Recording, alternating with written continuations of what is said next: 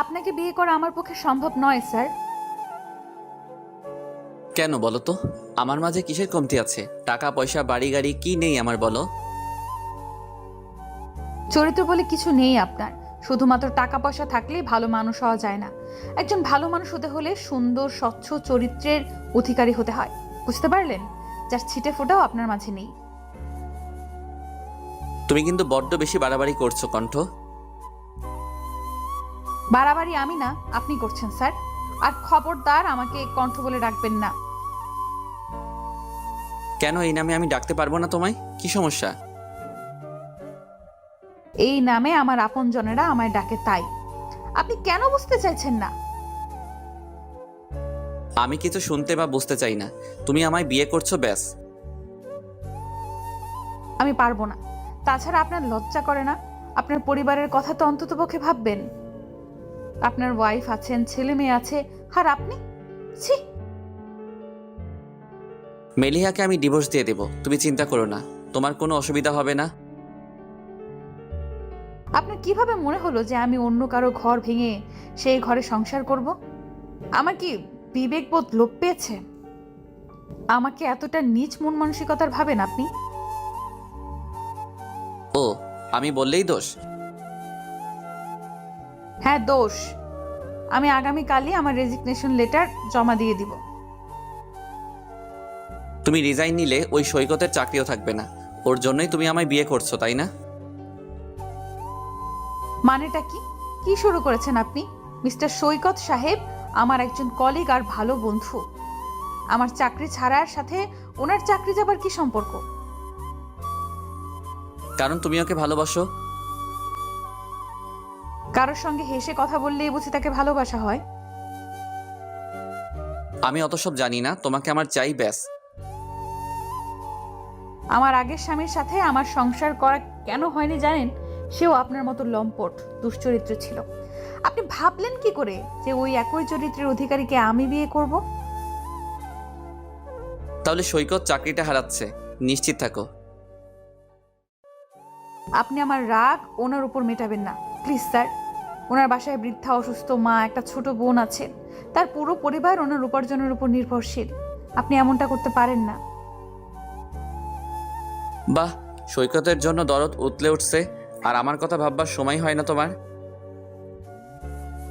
দয়া করুন মিস্টার শোভন, আমি আর কিছু শুনতে চাই না। এই চাকরিটা না থাকলে হয়তো আমি এই বিলাসবহুল ভাবে জীবনটা কাটাতে পারবো না, কিন্তু আমি প্রাণ খুলে বাঁচতে পারবো। হয়তো মানিয়ে নিতে একটু কষ্ট হবে, কিন্তু রোজ রোজ এসব নোংরা কথাগুলো আর শুনতে হবে না। ভালো থাকবেন আপনি, আর কালকেই সব ডকুমেন্টস পেয়ে যাবেন। আসছি স্যার। আরে কণ্ঠ, শোনো। দাঁড়াও বলছি। Shit, damn it. চোখ মুছতে মুছতে রেস্টুরেন্ট থেকে বেরিয়ে আসলাম। এই এক কথার ঘটনা রোজ রোজ আর ভালো লাগে না। লাগবে না আমার এই চাকরি, তবুও তো আমার ইজ্জত ওই লম্পটের হাত থেকে রক্ষা পাবে। আমি শায়রে আজাদ কণ্ঠ, একটি মাল্টিন্যাশনাল কোম্পানিতে জব করছি। আমার বয়স 27 বছর। এই চাকরির বয়স 11 মাস।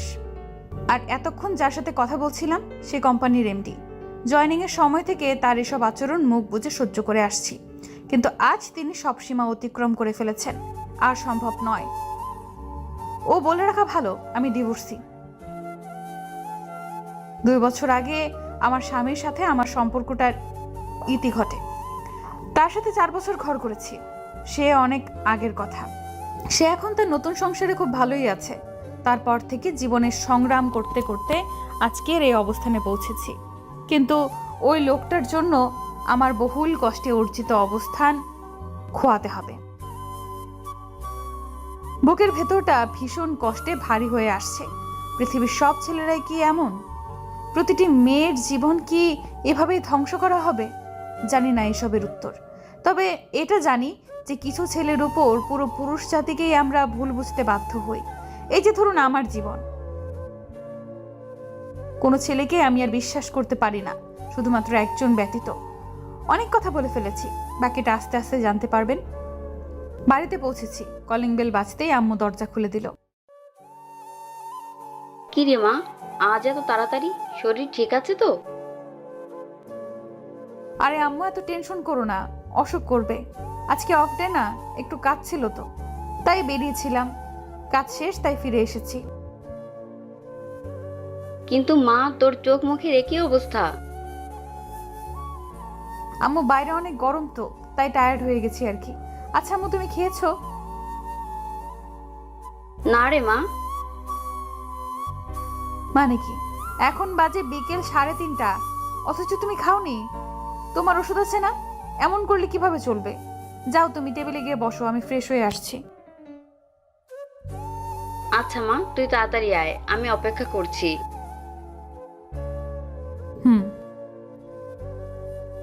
ফ্রেশ হয়ে এসে মা মেয়ে খেয়ে নিলাম। আমি ছাড়া আমার মায়ের আর কেউ নেই।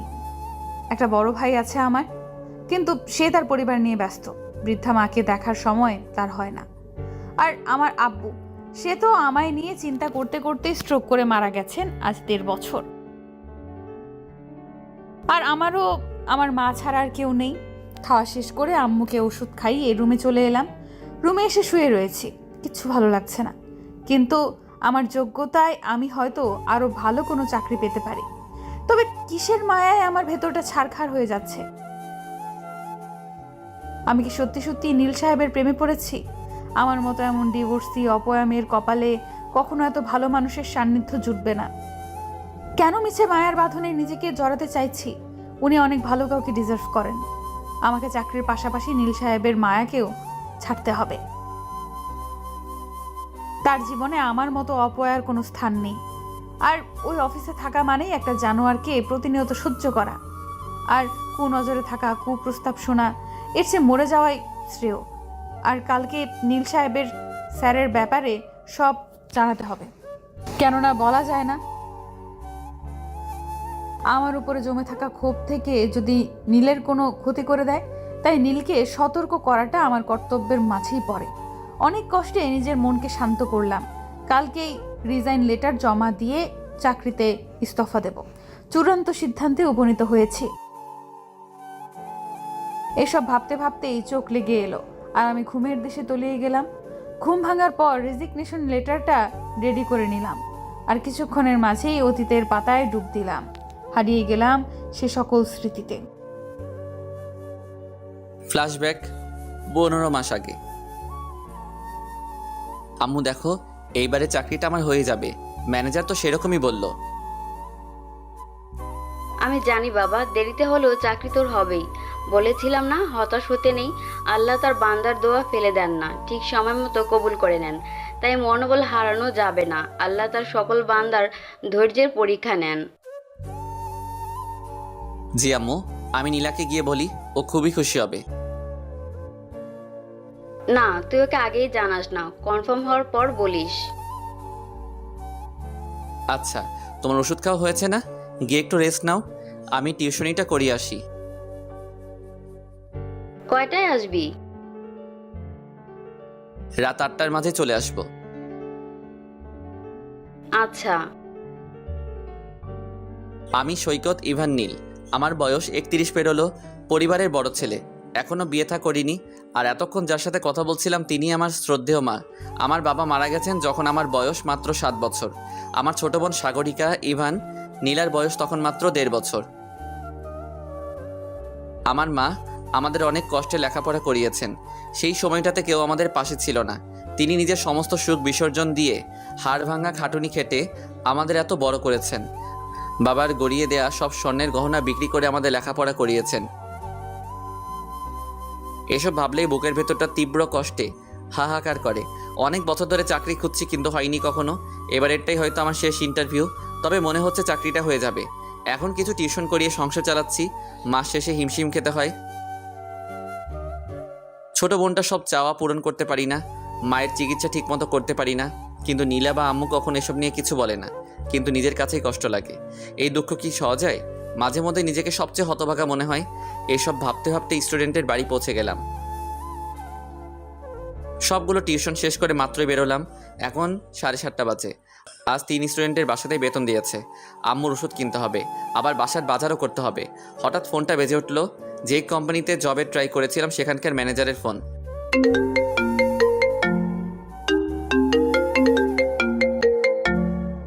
রিসিভ করলাম। হ্যালো। জি, সৈকত ইভান নীল বলছি। কি সত্যি বলছেন? আচ্ছা, কবে থেকে জয়েনিং? কাল থেকেই। ওকে, আমি সব ডকুমেন্টস নিয়ে আসবো। অবশেষে চাকরিটা আমার হয়েছে, কি যে খুশি লাগছে। বাসার জন্য মিষ্টি নিয়ে যাই। সব কাজ শেষে বাড়িতে পৌঁছাচ্ছি। Calling bell বাজালাম। আম্মু দরজা খুলে বলল, আয় বাবা, ভেতর আয়। আম্মু নীলাকে ডাকো। এ কি বাবা, এত বাজার করেছিস কেন? আর মিষ্টি? নীলা নিশ্চয়ই আবার তোর কাছে বায়না করেছে। এই মেয়েকে নিয়ে আমি আর পারি না। ছেলেটা আমার এত কষ্ট করে মাথার ঘাম পায়ে ফেলে সংসার চালায়, আর ওর শুধু আবদার, এটা চাই ওটা চাই, খালি চাই আর চাই। আহা আম্মু, কাঁদছো কেন? আর আমি কি একটাবারও বলছি নীলা আমার কাছে বায়না করেছে? আমার চাকরিটা হয়ে গেছে আম্মু, তাই বাজার করেছি বেশি করে আর মিষ্টি এনেছি। বাবা সত্যি তো চাকরি হয়েছে? হ্যাঁ, এবার চোখ মুছো। নীলা কই তুই? এই তো আমি ভাইয়া, বলো ডাকছো কেন? আগে মিষ্টি মুখ কর, আমার জব হয়ে গেছে রে বোন। ওয়াও ভাইয়া, এত বড় একটা নিউজ, আমার খুব ভালো লাগছে, আমি খুব খুশি ভাইয়া। এবার থেকে তোর যা লাগবে সব বলবি আমায়। হুম। আম্মু তুমিও খাও, হা করো। আরে থাম, এই তো নিয়েছি। এরপর থেকে আমাদের ভালো দিন আসতে লাগলো। সারাদিন অফিস আর দিন শেষে আমার পরিবারের সাথে কাটানোর সময় আমার মাসিক বেতন 70,000 নির্ধারিত হয়। বেশ স্বাচ্ছন্দ্যেই আমার চাকরি জীবন চলছিল। 4 মাস পর একটা মেয়ে চাকরিতে জয়েন করে। মেয়েটা বেশ আলাদা, খুব চুপচাপ, যাকে বলে ইন্ট্রোভার্ট, কিন্তু তার নামটা যথেষ্ট সুন্দর, সায়রী আজাদ কণ্ঠ। কিছুদিনের মাঝে ওর সাথে আমার বেশ সখ্যতা গড়ে ওঠে। আমরা কলিগের পাশাপাশি খুব ভালো ফ্রেন্ড। ওর জীবনের ঘটনাগুলো শুনে খুব কষ্ট পেয়েছিলাম। মেয়েটা এইটুকু বয়সে কতটা কষ্ট সহ্য করেছে। অফিসে একমাত্র আমার সাথেই ও অনেক কথা বলতো, তবে অনেক কথাই নিজের মাঝে লুকিয়ে যেত। অফিসে আসার পর সব ঠিকই থাকতো, কিন্তু যখনই ও এমডি স্যারের রুমে যেত তখনই চুপ হয়ে যেত। জিজ্ঞেস করেছে অনেক, কিন্তু ও কথা এড়িয়ে গেছে। আমার দেখা মতে স্যার লোকটা বেশি সুবিধার না। ওনাকে ঘিরে অনেক মেয়েঘটিত ঘটনা রটেছে। আমার মনে হয় উনি কণ্ঠের সাথেও এমন কোনো আচরণ করেন, কিন্তু ও যদি চুপ থাকে আমি তো আর স্যারের বিরুদ্ধে কোনো স্টেপ নিতে পারবো না। যতই দিন যাচ্ছে ওর প্রতি একটা আলাদা টান মায়া অনুভব করছি। আমার ওকে খুব ভালো লাগে, ইনফ্যাক্ট আমি ওকে ভালোবেসে ফেলেছি, কিন্তু কোনোভাবেই ওকে জানানো বা বলা হয়ে ওঠেনি। এভাবেই কেটে যাচ্ছিল দিন, আর আমার মনে ওর জন্য অনেক সুপ্ত অনুভূতি জন্ম নিচ্ছে। মেয়েটা রোজ তার নতুন নতুন গুণে আমাকে মুগ্ধ করছে। খুব পরিশ্রমী আর কর্মঠ একটি মেয়ের জলজান্ত উদাহরণ হলো কণ্ঠ। এক কথায় সুপার উইমেন, তবে কণ্ঠ বেশ রহস্যময়ী। ওর সব কথায় কাজে একটা কিন্তু রয়ে যায়। ওকে বুঝতে হলে প্রচুর গবেষণা করতে হবে বলে আমার মনে হয়। মেয়েটা কারোর সাথে বেশি মেশে না বা কথা বলে না, আর ছেলেদের পারতপক্ষে এড়িয়ে চলে। যদিও জানি ওর জীবনের ঘটনা, তবু বিষয়টি খুবই অদ্ভুত লাগে। ও কি তবে খুব বেশি ঘৃণা করে ছেলেজাতকে? আমি মাঝে মাঝে ভাবি ওর হাজব্যান্ড ওর সাথে কেন এমন করলো। আজকের পৃথিবীতে ওর মতো ভদ্র সুশ্রী মেয়েকে নিজের জীবনে পাওয়াটা কত কঠিন, তাও আবার জীবন সঙ্গিনী হিসেবে। আমার খুব আফসোস হয়। আবার একটা কথা খুব জানতে ইচ্ছে হয়, আচ্ছা মানুষ কি কষ্ট দেওয়ার জন্য নিজের আপনজনকে বেছে নেয়, অথবা কেউ কি জেনে শুনে তাকে প্রচণ্ডভাবে ভালোবাসা মানুষটার বিশ্বাস ভরসা দুলিশাত করে দিতে পারে? আম্মুর ডাকে আমার ধ্যান ভাঙলো। আমি চকিত হয়ে সেই দিকে তাকালাম যেখানটায় আমার আম্মু রয়েছে। কি হয়েছে আম্মু, শরীর খারাপ লাগছে? আমায় ডাকলে যে? না বাবা, আমি ঠিক আছি, তোর সাথে কিছু কথা ছিল।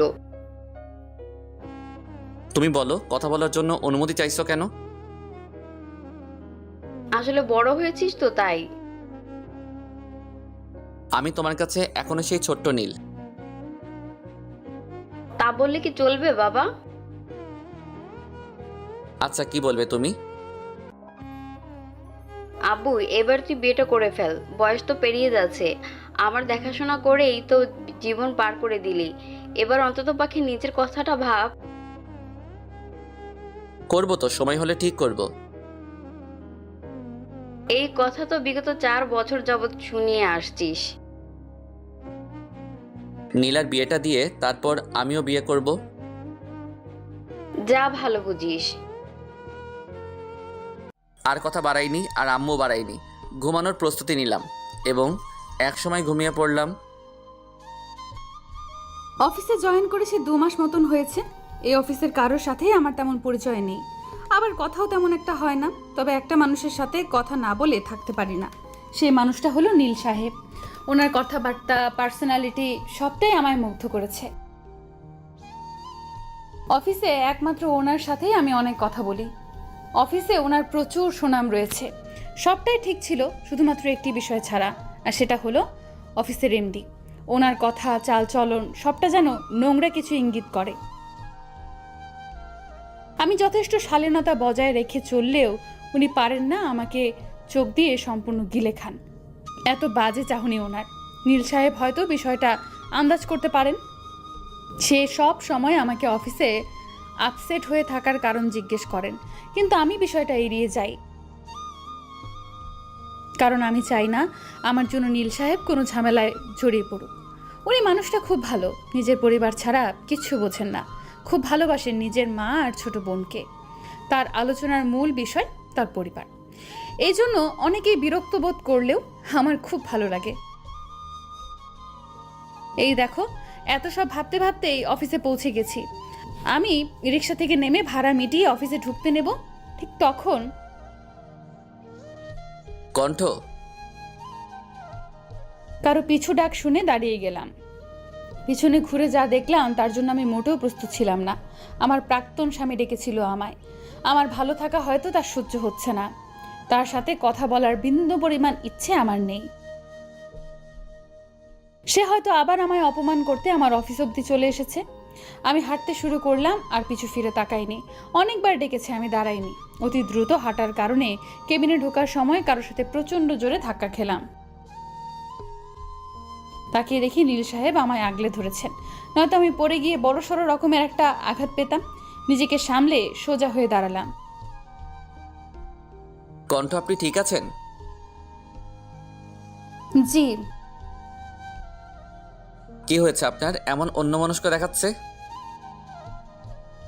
আসলে কাজের একটু প্রেশার যাচ্ছে তো, তাই হয়তো টায়ার্ড দেখাচ্ছে।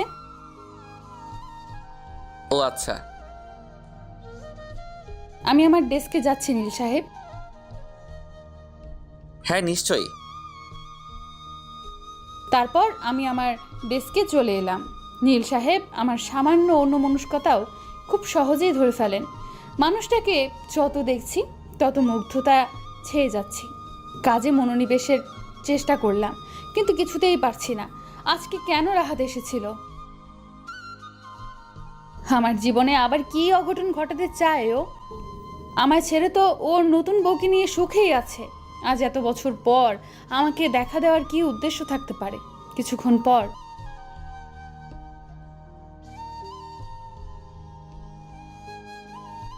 জি, আপনি যান, আমি আসছি। স্যার, আসবো? আসুন মিস কণ্ঠ। কোনো দরকার ছিল স্যার?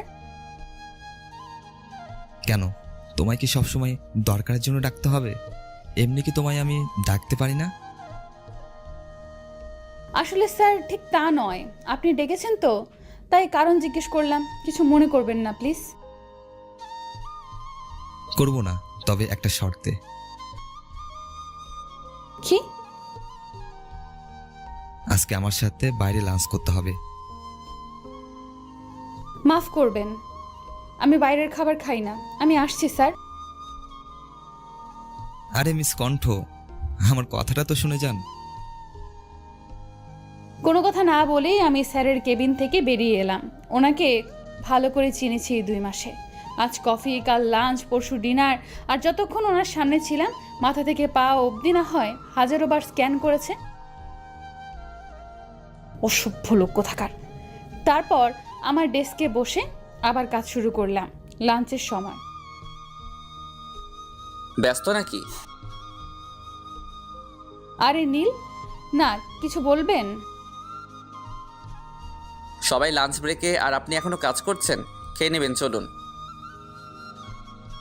আমি বাসা থেকে এসেছি। আপনি বরং আজ আমার সাথে লাঞ্চ শেয়ার করুন।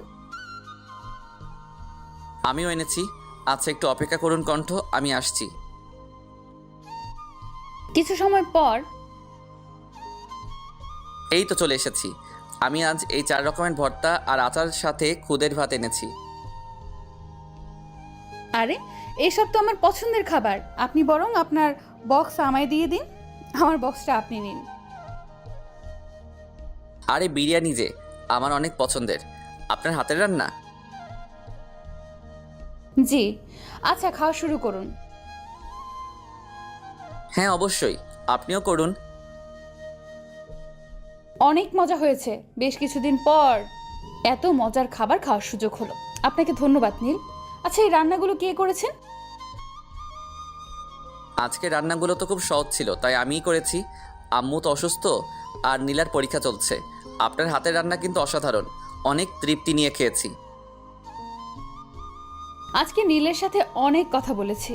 উনি অবশ্য আমাকে সকালের কথা আবার জিজ্ঞেস করেছিলেন, কিন্তু আমি বরাবরের মতো এড়িয়ে গিয়েছি।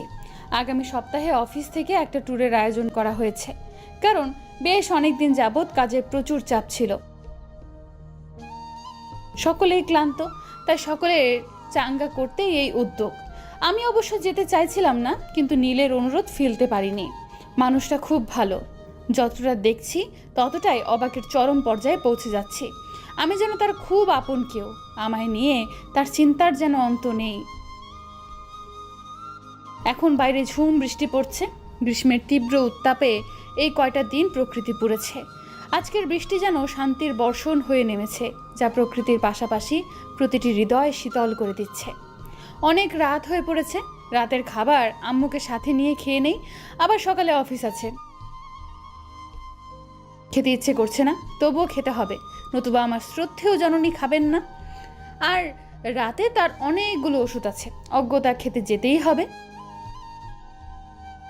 আম্মু এসো তাড়াতাড়ি, খেয়ে নেবে তো নাকি? তুই খেয়েছিস? না, তোমার সাথে খাবো। আর কথা না বলে বসো দেখি। হুম। খাবার খাওয়া শেষে বারান্দায় এসে বসলাম। দেখলাম আমার ফোন বাজছে। নীল ফোন করেছে। রিসিভ করলাম। কোনো দরকার নীল? কোনো দরকার ছাড়া বুঝি আপনাকে কল করতে পারি না কণ্ঠ? ঠিক তা নয়, অনেক রাত হয়েছে তো, তাই ভেবেছিলাম হয়তো কোনো দরকার। খেয়েছেন?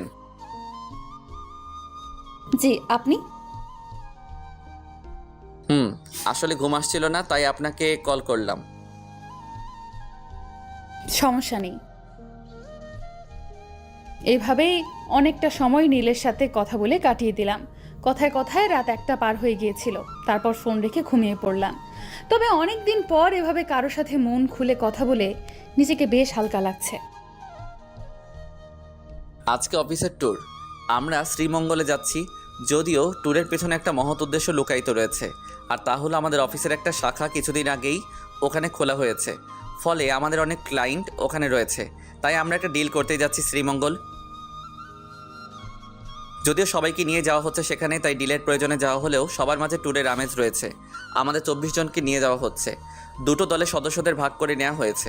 অনেকেই পারিবারিক বিভিন্ন কারণে আমাদের সাথে যোগদান করতে পারেনি, তাই আমাদের সঙ্গী হিসেবে 24 জন অবশিষ্ট রয়েছে। আমি এমডি স্যার ও কণ্ঠ একই দলে রয়েছি। আমি কণ্ঠকে আর আপনি বলে কথা বলি না, তুমি বলেই কথা বলি। তবে ও এখন আপনি বলে, এটাই নাকি ওর স্বাচ্ছন্দ্য, তাই আমিও কিছু বলিনি। কারণ কারো কমফোর্ট জোন থেকে তাকে বের করাটা তার জন্য অস্বস্তিকর। এখন সকাল 8টা বাজে। 8:45 অফিসের সামনে সকলে একত্রিত হব। তারপর আমরা মাইক্রোবাসে করে শ্রীমঙ্গলের উদ্দেশ্যে যাত্রা করব। আমি বাসা থেকে বেরিয়ে কণ্ঠকে কল করলাম। হ্যালো কণ্ঠ, তুমি বেরিয়েছো? না নীল, আপনি? আমি তোমার বাসার সামনে আসছি। আমার 5 মিনিট লাগবে, আমি বেরোচ্ছি। আচ্ছা, এসো তুমি। বেশ কিছুক্ষণ হাঁটার পর আমি কণ্ঠের বাসার সামনে পৌঁছালাম। অপেক্ষা করতে থাকলাম। হঠাৎ পরিচিত আওয়াজ শুনতে পেয়ে আওয়াজের উৎসের দিকে তাকিয়ে দেখলাম কণ্ঠ এসেছে। ও একটা তাঁতের শাড়ি পরেছে, সাথে ম্যাচিং হিজাব, আর মুখে কোনো প্রসাধনীর চিহ্ন নেই। বেশ লাগছে ওকে। শাড়িটা গাঢ় নীল রঙের, যা ওকে খুব মানিয়েছে। মেয়েটার গায়ের রং চাপা, যার ফলে সব রঙের সাথেই ওকে মানানসই লাগে। আমি কতক্ষণ যে এক দৃষ্টিতে ওর দিকে তাকিয়েছিলাম জানা নেই। মনে হচ্ছে আমার সামনে কোনো হুড় দাঁড়িয়ে আছে। কখনো কোনো মেয়েকে দেখে আমার এমনটা অনুভব হয়নি। ওই প্রথম ব্যক্তি যাকে দেখে আমার সবটা থমকে গেছে। হঠাৎ শরীরে কোনো হাতের অস্তিত্ব পেলাম। ভালো করে তাকিয়ে দেখলাম কণ্ঠ আমায় ডাকছে। নীল, আপনার কি হয়েছে? কখন থেকে ডাকছি, আপনি কোনো সাড়াই দিচ্ছেন না। কোথায় হারিয়েছিলেন? আরে কিছু হয়নি, খেয়াল করিনি তোমার কথা। তা কোন খেয়ালে ডুবেছিলেন শুনি? তোমার খেয়ালে কণ্ঠ। কথাটা ফিসফিসিয়ে বললাম। কিছু বললেন? না কণ্ঠ, চলো তাড়াতাড়ি, গাড়ি মিস হয়ে যাবে। চলেন। কিছুক্ষণ পূর্বেই আমাদের মাইক্রোবাস ছেড়ে দিয়েছে। মোট 3টে মাইক্রো লেগেছে। আমি কণ্ঠ একই মাইক্রোতে। এমডি আমাদের পরের গাড়িতে রয়েছেন। তবে তিনি বেশ ক্ষুব্ধ হয়েছেন, কারণ কণ্ঠকে তিনি তার গাড়িতে উঠতে বলেছিলেন, কিন্তু ও কিছু ওসিলা দিয়ে এই গাড়িতে রয়ে গেল। ব্যাপারটা স্যার কিছুতেই হজম করতে পারিনি, যা বুঝলাম। সে যাই হোক, ভালোই হয়েছে।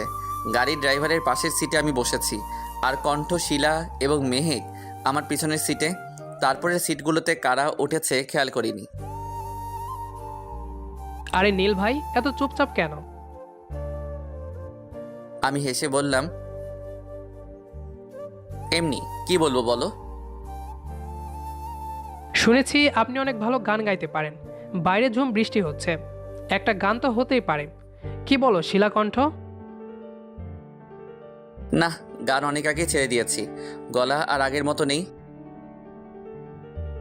গিয়ে শুনান নীল সাহেব, দেখি আপনার গলা কতটা খারাপ হয়েছে। তবে তাই হবে, কিন্তু একটা শর্ত আছে। বেশ আগ্রহ দীপ্ত হয়ে কথাটা বলল কণ্ঠ। বলে ফেলুন নীল সাহেব, শুনি আপনার শর্ত। বেশ হেসেই কথাটা বললাম, আমি গান গাইবো, তবে আমার সাথে একজন ফিমেল আর্টিস্ট লাগবে। বিরক্তি নিয়েই বলল, আমি গান টান গাইতে পারি না বাবা। আমি শিলাকে প্রশ্নটা করলাম, শিলা তুমি গাইবে আমার সাথে? আর মনে মনে প্রার্থনা করছিলাম যাতে ওর উত্তরটি না হয়, কেননা আমার ইচ্ছা কণ্ঠের সাথে আমি গান গাইব। আর আমি জানিও খুব ভালো গান গাইতে জানে। না ভাইয়া, আমি তোমার সাথে গাইবো না। থাক, তোমাদের গাইতে হবে না নীল, আমিই গাইবো আপনার সাথে। আচ্ছা, আমি রিমঝিম বৃষ্টি ঝরে যায় গানটা গাইতে চাইছি। আজকের আবহাওয়ার সাথে বেশ জমবে এই গানটা। ঠিক আছে নীল, আপনি শুরু করুন। সবাই চুপ করে বসুন। আমি গাইতে শুরু করলাম। করতালিতে মুখরিত হয়ে উঠল গাড়ির ভেতরটা। সবার কাছে খুব ভালো লেগেছে আমাদের গান। কণ্ঠের গলা মারাত্মক রকমের সুন্দর। যতক্ষণ ওর গান শুনছিলাম যেন কোনো ঘোরে হারিয়ে গিয়েছিলাম। মেয়েটা প্রচুর আবেগ দিয়ে গান গায়। পুরো রাস্তা জুড়ে সকলের আলোচনার কেন্দ্রবিন্দু ছিল আমাদের গাওয়া গান। প্রশংসা শুনতে শুনতে কানের পোকা বেরিয়ে যাবে বলে মনে হচ্ছিল, কিন্তু কণ্ঠ গান গাওয়ার পর থেকেই চুপ। পুরো যাত্রাপথে তেমন কথা বলেনি। কি হলো মেয়েটার? কষ্ট পেয়েছে কি? বেশ কয়েক ঘন্টা যাত্রা শেষে আমরা আমাদের গন্তব্যস্থলে পৌঁছালাম। বৃষ্টির কারণে অনাকাঙ্ক্ষিত বিলম্ব ঘটল। এই লম্বা জার্নি শেষে একদম ক্লান্ত হয়ে পড়েছি। আমাদের 24 জন সদস্যের মাঝে 3 দম্পতি রয়েছে, যারা আমাদের সাথে কটেজে উঠবেন না। তারা তাদের মতো করে কোনো হোটেলে উঠবেন। এমডি স্যারের এক কাজিনের বাসা রয়েছে শ্রীমঙ্গলে, তাই তিনি সেখানেই উঠবেন। বাকি রইলাম আমরা 17 জন, যার মাঝে 7 জন মেয়ে আমরা, আর বাকি 10 জন ছেলে। আমরা 4টা কটেজে উঠব। বড় কটেজ দুটোতে 5 জন করে ছেলে সদস্যরা এবং আমরা 7 জন থাকবো ছোট কটেজ দুটোতে। আমি, মেহেক ও শিলা একসঙ্গে থাকবো। ওদের সাথে বেশ ফ্রি হয়ে গিয়েছি আমি। ওরা খুব মিশুক। নীল, সাগ্রত ভাই, রাহাত ভাই, সৃজন ভাই ও শিথিল ভাই একসঙ্গে থাকবেন। এখন সময় বেলা 2টা। খুব ক্ষুধা লেগেছে আমার, আবার খুব ঘুমও পাচ্ছে। কি যে এক অস্বস্তিকর অবস্থা। ফ্রেশ হয়ে খেতে গেলাম। খাওয়া শেষে রুমে এসেই ঘুমিয়ে পড়লাম। হঠাৎ স্বপ্নে, নীল, আমি আপনাকে খুব ভালোবাসি। কথা বলবেন না? কি হলো নীল?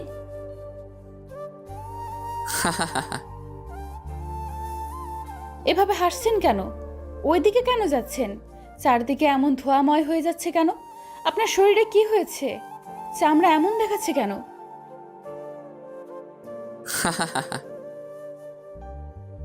নীল, কোথায় আপনি? আমার শ্বাস নিতে কষ্ট হচ্ছে। আমি আপনাকে দেখতে পাচ্ছি না। নীল। হঠাৎ ধরফড়িয়ে উঠে বসলাম। চারপাশে চোখ বুলিয়ে সময়টা বোঝার চেষ্টা করছি। ঘড়ির কাঁটায় এখন সময় সন্ধ্যে 7টার কিছু বেশি। রুমে এসি চলছে, তবু আমি দরদর করে ঘামছি। মনে হচ্ছে যেন শরীরে অনবরত পানি ঢালা হচ্ছে।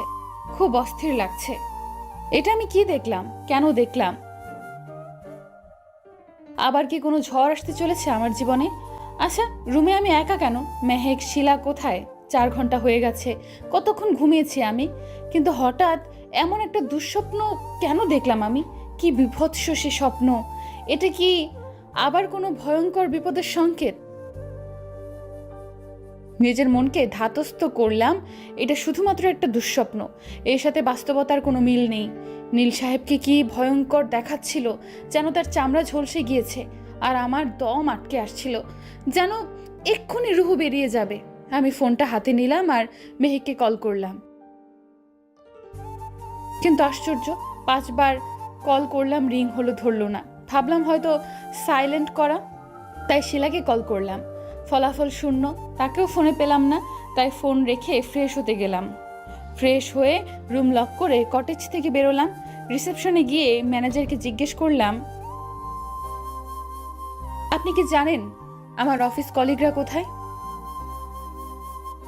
ম্যাম, তারা বেশ কিছুক্ষণ আগে বেরিয়েছেন। সবাই গিয়েছে? হ্যাঁ। কোথায় গিয়েছেন বলতে পারবেন? না। ও। আমি আবার কটেজে ফিরে যেতে উদ্যত হব, ঠিক তখনই ফোনটা ভাইব্রেট করলো। নীল কলটা করেছেন। দেরি না করে কল রিসিভ করলাম। কণ্ঠ, তুমি রিসিপশনে বসো, মেহেক তোমায় নিতে আসছে। বেশ অবাক হয়েই প্রশ্নটা করলাম আমি। কিন্তু আপনি জানলেন কি করে? তুমি বসে থাকো আর মেহেক যা বলে তাই করো। রাখছি আমি। নীল, হ্যালো হ্যালো। ধুর, কেটে দিল কলটা। ভারী অদ্ভুত মানুষ তো। কোথায় যাব, কেন যাব, আর তারা সবাই কোথায়? চিন্তায় চিন্তায় কপালের রগ দপদপ করছে। কিন্তু কিছু সময় অপেক্ষা করার পর মেহেক এলো। ও বলল, কি গো মহারানী, আপনার ঘুম ভাঙলো অবশেষে? হ্যাঁ, তা ভেঙেছে। তবে তোমরা আমায় ডাকো নাই কেন? কি বলছো তুমি? ডাকি নাই মানে? তুমি তো সাড়াই দাওনি, তাই তোমাকে রেখেই আমরা একটু আশপাশ ঘুরেছি। খানিকটা অভিমান নিয়ে কথাটা বললাম। কাজটা মোটেও ভালো করনি। আচ্ছা হয়েছে, মান অভিমানের পালা এখন তোলা থাক। তাড়াতাড়ি চলো আমার সাথে। হুম। এই, কোথায় যাচ্ছ?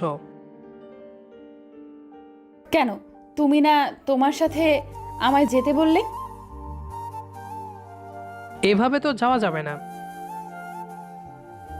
কেন, আমার ড্রেসটা কি দেখতে ভালো না? এটা চেঞ্জ করে আসবো? না, ড্রেস ঠিক আছে, কিন্তু তুমি চোখ খোলা রেখে যেতে পারবে না। তো আমি চোখ বন্ধ করে হাঁটবো নাকি? আরে বোকা, আমি তোমার চোখ বেঁধে তোমাকে ধরে ধরে নিয়ে যাব। আমি বিরক্তিতে ভ্রুজগল কুঁচকে বললাম, কেন আমি পারবো না? মেহেক খানিকটা গম্ভীর হয়ে বলল, নীল ভাই তোমাকে কল করেছিল? হ্যাঁ। কিছু বলে নাই? বলেছে অনেক কিছু। আমার কথা শুনতে বলে নাই? বলেছে, কিন্তু কোনো কিন্তু না, চুপচাপ আমার কথা শোনো। আচ্ছা। মুখ বাঁকাচ্ছ কেন? তোমায় মারতে নিয়ে যাচ্ছি না, হয়ে গেছে, চলো। শক্ত করে ধরবে কিন্তু, হোঁচট খেলে তোমার খবর আছে। বেশ, তবে তাই হবে।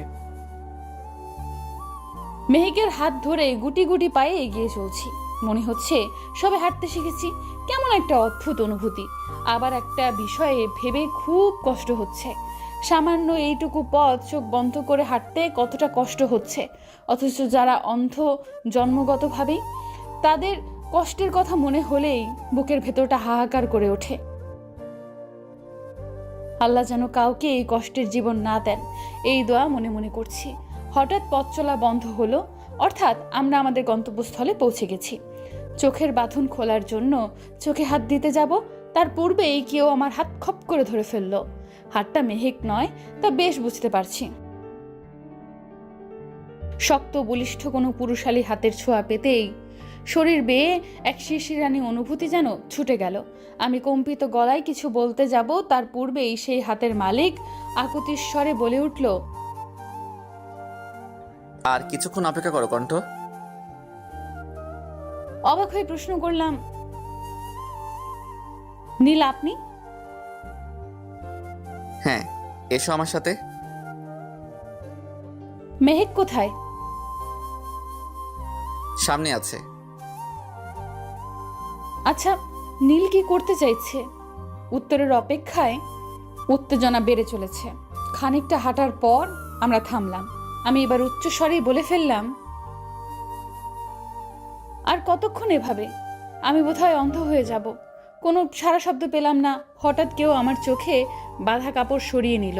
অনেকটা সময় অন্ধকারময় ছিলাম বলে আলোর সাথে মানিয়ে নিতে কিছুটা সময় লাগলো। এরপর সামনে যা দেখলাম তা রাগে, ক্ষোভে, ক্রোধে আমার শিরায় উপশিরায় যেন অগ্নিস্ফুলিঙ্গা ঝলকানি বয়ে গেল। জীবনের সবচেয়ে ঘৃণিত জঘন্য কিছু প্রত্যক্ষ করলাম। কপালের রগে টান অনুভব হচ্ছে, বুকের ভেতরে অস্বাভাবিক যন্ত্রণা হচ্ছে, শ্বাস নিতেও হিমশিম খাচ্ছি, বুকটা হাঁপড়ের মতো ওঠানামা করছে, যেন শ্বাসকষ্টের রোগী আমি। কি অদ্ভুত না? আমরা কণ্ঠকে চমকে দিতে ওর জন্মদিন উদযাপনের সামান্য আয়োজন করেছি। সবটাই হয়েছে আমার বুদ্ধিতে। তবে এমডি স্যারকে জানানো হয়নি, যেহেতু কণ্ঠ বরাবরই তাকে অপছন্দ করে। কিন্তু এখন মনে হচ্ছে কাজটা করা ঠিক হয়নি। কণ্ঠের চোখের কাপড় খুলে দেওয়ার পর ভেবেছিলাম ও খুব খুশি হবে, কিন্তু এখন ওর চোখ মুখের ভাব দেখে যা বুঝতে পারছি তা হলো ও মোটেও খুশি হয়নি। কিন্তু কেন? ওর হাত পা অসম্ভব রকম কাঁপছে, চোখের বর্ণ টকটকে লাল হয়ে গিয়েছে। মনে হচ্ছে চোখ দিয়ে সব কিছু জ্বালিয়ে পুড়িয়ে ভস্ম করে দেবে। আমি ওর কাছে এগিয়ে গেলাম এবং ডাকলাম, কণ্ঠ। ওর কম্পিত গলায় প্রশ্নটা করলো, এসব কে করেছে নীল? আমরা সবাই মিলে করেছি। কেন, পছন্দ হয়নি? কেন করলেন? কে বলেছিল এসব করতে? আমি হতবাক হয়ে তাকিয়ে রইলাম। কি এমন হলো যে মেয়েটা এইভাবে রিয়াক্ট করলো? সম্বিত ফিরে পেতে আমি বললাম, কেন, কি হয়েছে বলবে তো? আপনারা সবাই শুধু আমাকে কষ্ট দিতে জানেন। যখনই সবটা ভুলে আবার নতুন সূচনা করতে চাই, ঠিক তখনই আমার অতীত আমাকে স্মরণ করিয়ে দিয়ে বোঝাতে চান আমার জীবনে আনন্দের কোনো স্থান নেই। কেন কেন এমন করেন? আমি কি ক্ষতি করেছি আপনাদের? কথাগুলো বলতে বলতে কান্নায় ভেঙে পড়ে কণ্ঠ। উপস্থিত সকলেই হতভম্ব হয়ে যায়। কি এমন হলো যার দরুণ কণ্ঠ এহেন আচরণ করছে? আমার বুকের ভেতর ছ্যাদ করে উঠল। আচ্ছা, নিজের অজান্তেই কি ওকে অনেক বেশি কষ্ট দিয়ে ফেললাম? ওর কান্নার হৃদয় বিদারক শব্দে আশপাশের পরিবেশ বাতাস ভারী হয়ে উঠেছে। এত কষ্ট লুকিয়ে রেখেছিল ও ওর মনে। কেউ যে এগিয়ে গিয়ে ওকে সান্ত্বনা দেবে সেই সাহসটাও কারো হচ্ছে না। আমি রেস্টুরেন্টের করিডোরের এক প্রান্তে অসহায়ের মতো দাঁড়িয়ে রইলাম। কথা বলার চেষ্টা করছি, কিন্তু মুখ থেকে একটা টু শব্দ বেরোচ্ছে না। বেশ খানিকটা সময় কণ্ঠ কাঁদল। তারপর শিলা ও মেহেক ওকে ওর কান্নার কারণ জিজ্ঞাসা করল। কণ্ঠের জন্মদিন ঘিরেই তার জীবনের সকল তোলপাড়ের সূচনা। তার এক জন্মদিনে তার বড় ভাই নিজের স্ত্রীকে নিয়ে পরিবার ছেড়েছেন, পাড়ি জমিয়েছেন প্রবাসে। ঘটনার সমাপ্তি এটুকুতে হলেও পারত, কিন্তু ঘটনাটি সমাপ্তির দ্বারপ্রান্তে পৌঁছেনি। কণ্ঠ তার আরেকটি জন্মদিনে নিজের অনাগত সন্তানদের হারিয়েছে। যদিও এর জন্য তার প্রাক্তন স্বামী দায়ী। লোকটা তার পরকীয়া সম্পর্কের জেরে কণ্ঠ যখন 6 মাসের অন্তঃসত্ত্বা, কণ্ঠকে তখন বেধড়কভাবে মেরেছিল। ফলশ্রুতিতে কণ্ঠ হারায় তার অনাগত সন্তানদের। ডক্টর বলেছিলেন কণ্ঠ 2 সন্তানের জননী হবেন। হায় আফসোস, মেয়েটির মা হওয়া হয়ে ওঠেনি। আবার আরেক জন্মদিনেই কণ্ঠের ডিভোর্স হয়েছিল। এই পর্যন্ত ঘটনা থেমে থাকেনি। কণ্ঠ তার প্রাণের প্রিয় পিতাকেও হারিয়েছিল তার জন্মদিন নামক এক অভিশপ্ত দিনে। সেই থেকে জন্মদিন আসলে কণ্ঠ মনমরা হয়ে থাকে। দিনটি ঘুরে ফিরে কেন বারবার আসে তার জীবনে? কণ্ঠের মুখে সম্পূর্ণ ঘটনা শুনে নিস্তব্ধতায় চেয়ে গেছে পুরো করিডর। প্রতিটি মানুষ এই হৃদয় বিদারক বর্ণনা শুনে শোকাহত, মর্মাহত। কেউ সান্ত্বনা দেওয়ার কোনো ভাষা খুঁজে পায়নি। সবাই নীরবে অশ্রু বিসর্জন করছে। আমি যেন নিঃশ্বাস নিতে ভুলে গেছি। কি করে পারলাম মেয়েটাকে এতটা কষ্ট দিতে? ও কি আমায় আদৌ ক্ষমা করবে? আমি কণ্ঠের দিকে তাকাতে সাহস পাচ্ছি না।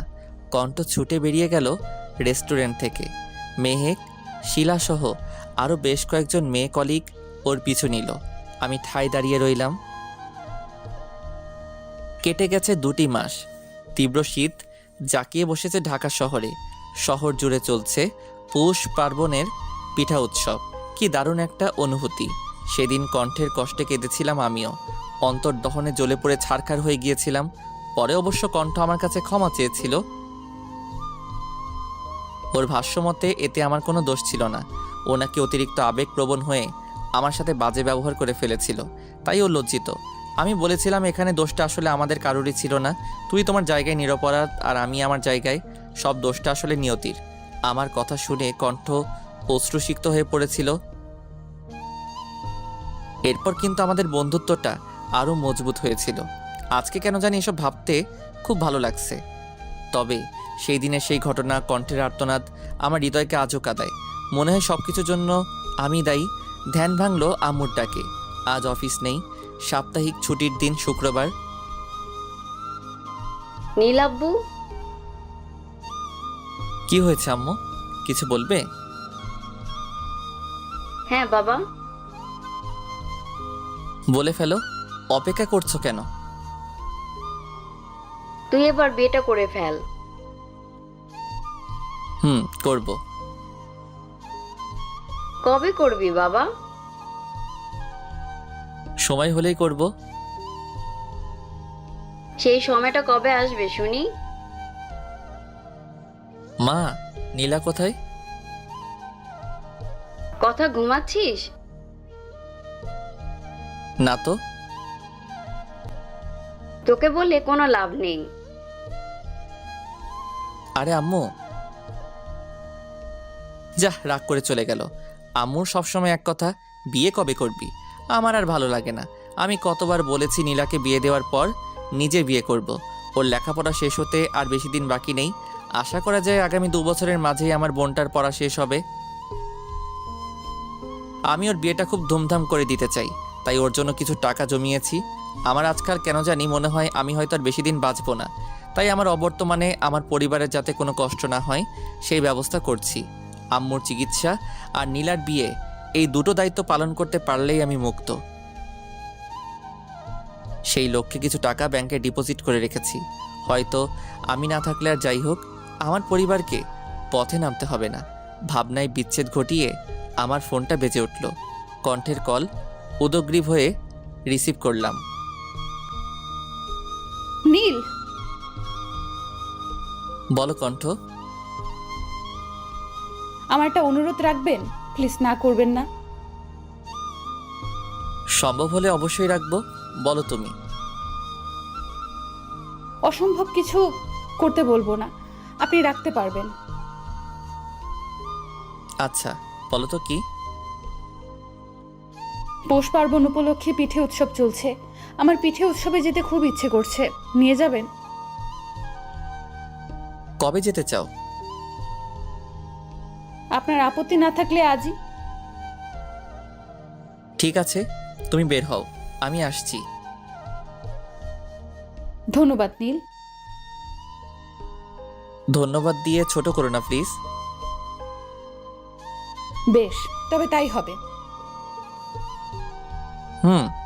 তাড়াতাড়ি রেডি হও, 10 মিনিটের মাঝে আসছি। আচ্ছা, আসুন। নীলের সাথে কথা বলে চট করে তৈরি হয়ে নিলাম। আজকে হালকা করে সেজেছি। চোখে গাঢ় কাজল, পুরো মুখে হালকা ফেস পাউডার এবং ঠোঁটে একটা নুট কালারের ম্যাট লিপস্টিক। ব্যাস, আমার সাজ সম্পূর্ণ। কাতানের গাঢ় নীল একটি শাড়ি পরেছি, সাথে ম্যাচিং হিজাব, আর গায়ে জড়িয়ে নিয়েছি একটা কালো রঙের শাল। এতেই প্রায় 6 মিনিট পার করে ফেলেছি। না, এবার বেরোতেই হবে। নীল হয়তো এসে পড়েছে এবং আমার জন্য অপেক্ষা করছেন। উফ, বাইরে কি ঠান্ডা, আমার হাত পা বুঝি জমে যাবে। মা, দরজা লাগিয়ে দাও, আমি আসছি। এই বলে জোরে হাঁক দিলাম। কোথাও যাচ্ছিস মা? মামুনি, একটু বের হচ্ছি, তাড়াতাড়ি ফিরে আসবো। আচ্ছা মা, সাবধানে যাস, আর বেশি রাত বাইরে কাটাস না। কিঞ্চিত হেসে বললাম, যথা আজ্ঞা মাতাজি। গেটের বাইরে বেরিয়ে দেখি নীল সাহেব ফোনে স্ক্রল করছেন। আমি হালকা করে কাশলাম সাড়া পাওয়ার জন্য, কিন্তু নীল তো কোনো পাত্তাই দিলেন না।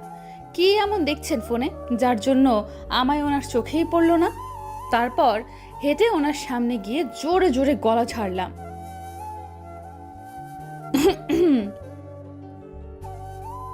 আরে কণ্ঠ, এসে পড়েছ? চলো রিকশায় উঠি। এসেছি তো সেই কখন, কিন্তু আপনি তো দেখলেনই না ফোন নিয়ে ব্যস্ত কিনা। খানিকটা খোঁচা দিয়ে কথাটা বললাম। কেন যেন ওনার দৃষ্টি আকর্ষণ করতে না পেয়ে রাগ হচ্ছে, ভীষণ রকমের রাগ। মিষ্টি হেসে বললেন নীল, ও তাই বুঝি, সরি গো, আর হবে না। কি মায়াময় মুখায়ব, কতটা স্নিগ্ধ তার হাসি, কতটা গভীর তার চোখের চাহনি। দেখলেই মনে হয় এই বুঝি কোনো মায়াজালে জড়িয়ে পড়েছি। আর তার মুখের এই গো ডাকটা শুনে শরীর জুড়ে বয়ে গেল এক অদ্ভুত অনুভূতি। মনের মাঝে লোভ জমছে। ইস, যদি রোজ এই ডাকটা শুনতে পেতাম, যদি পেতাম। ভাবনার সাগরে হাবুডুবু খাচ্ছিলাম, তবে তা ছিল ক্ষণস্থায়ী। এই কণ্ঠ, কি ভাবছো বলো তো? রিকশায় উঠবে না? কিছু না, চলুন। সূর্য ডুবেছে, ঘন্টাখানেক পড়বে। অন্ধকার জেগে বসেছে শহর জুড়ে। তবে রাস্তায় ল্যাম্পপোস্টে, দোকানের লাইট আর বাসাবাড়ির লাইটের আলোয় আলোকিত চারপাশ। ঠান্ডা বাতাসের ঝাপটা এসে স্পর্শ করছে সারা অঙ্গ। রিকশা ছুটে চলেছে গন্তব্যের খোঁজে, আর পাশে বসে আছেন নীল। তবে আমাদের মাঝে আরো 2-1 বসতে পারবে বলে মনে হয়। আচ্ছা, সময়টা যদি এখানেই থমকে যেত তবে কেমন হতো? 1 কাপ চায়ের বড্ড অভাব।